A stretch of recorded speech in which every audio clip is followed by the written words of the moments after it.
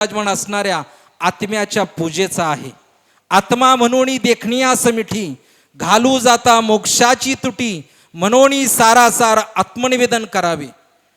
आत्मस्थ असणारा, आत्मज्ञानी असणारा, आत्मवेत्ता महापुरुष आत्मबोधावरून ज्या वेळेला आसनस्थ आरूढ असतो, तो समोर विद्यमान असणाऱ्या भाविकांना व्यक्तिरूपामध्ये शिष्यरूपामध्ये पाहत नाही, तर तो त्यांना आपल्याच स्वस्वरूपामध्ये पाहतो आणि तिथे देहाची पूजा घडत नाही, तिथे आत जीवनामध्ये जिवंतपणाला कारण असणाऱ्या जीवनत्वाची अर्थात आत्म्याची पूजा होते।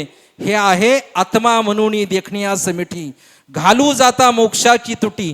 मग अशा पुण्यात्म्यांच्या जीवनामध्ये ज्या वेळेला असे अक्षय मूळपुरुष आसनावरती विद्यमान राहून आत्मनिवेदनाच्या माध्यमातून आपल्या हृदयातील आत्म्याची पूजा करतात, त्यावेळेला मिळणारा जो बरवा महाप्रसाद आहे तो शाश्वताचा अर्थात मुक्तीचा आहे।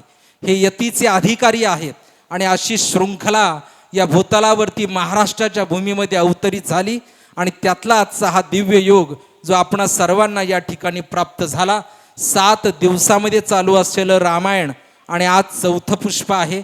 आज एकादशीचं देखील पुष्प अर्थात पर्व आहे आणि गुरुवारचा आजचा दिवस आहे आणि अशा या महान पर्व काळावरती सद्गुरुदेवांच्या सानिध्यामध्ये भगवान श्रीरामाचं चरित्र चालू आहे। राम रामाशी ठाऊक असता, कार्य वसिष्ठांशी शरण जाता, कृष्णे सांदीपणी गुरु केला। प्रभू श्रीरामाचा आत्माराम झाला। यामध्ये जीवनकालामध्ये अवतार कार्यामध्ये जी प्रक्रिया गुरुवर्य वसिष्ठ मुनींच्या माध्यमातून घडली ती आत्म्याच्या संस्काराची झाली।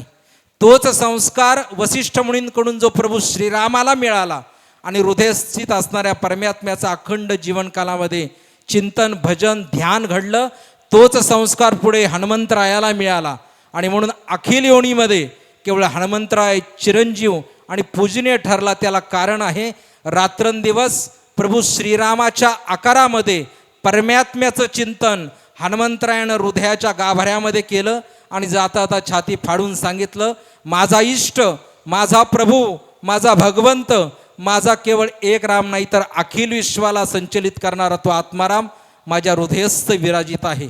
हाच संदेश देण्यासाठी अवतरित झालेले वसिष्ठ मुनी ती परंपरा पुढे प्रभू श्रीरामाच्या माध्यमातून कायम झाली आणि याच अनंत अवतार घेशी तू भक्ताची या कारणे आज हा अवतारांचा महाप्रसाद बाबाजींच्या कृपेनं याही वर्षी अर्थात पुरुषोत्तम मासातील 8व्या पर्वामध्ये आज आपणा सर्वांना या ठिकाणी मिळाला।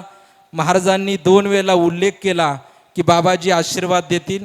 बऱ्याच भाविकांना ज्ञात आहे आणि व्यासांच्या रूपामध्ये प्रभू श्रीरामाचं या ठिकाणी चरित्र निरूपित करणाऱ्या आदरणीय बाबाजींना माहिती आहे की अखिल अवतार कार्यामध्ये बाबाजींनी कधीही हातामध्ये माईक घेतलेला नाही, परंतु शब्दातीत अवस्थेमध्ये आत्म्याचा संस्कार करून अखिल विश्वाला गवसणी घालणारा महापुरुष आज व्यासपीठावरती आपल्याला प्राप्त झाला।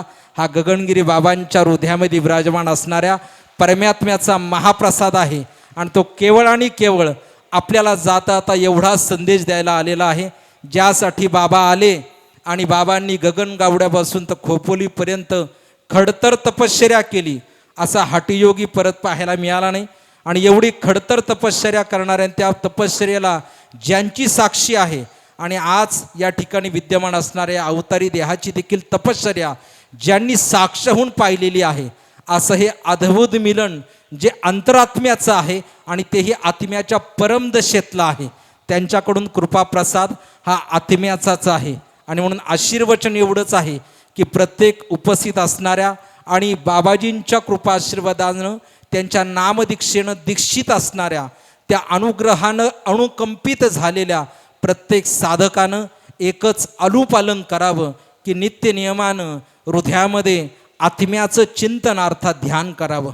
निर्गुण निराकार परमात्म्याची मूळ सत्ता सृष्टीचा आणि अखिल मानवजातीच्या जीवनाला परस्तु स्थापित करून स्वस्थानी स्व आत्म्याचं दर्शन घडून देण्यासाठी सगुण रूपामध्ये साकार विग्रह घेऊन येते, त्या सत्तेला सद्गुरू असं म्हटलं जातं।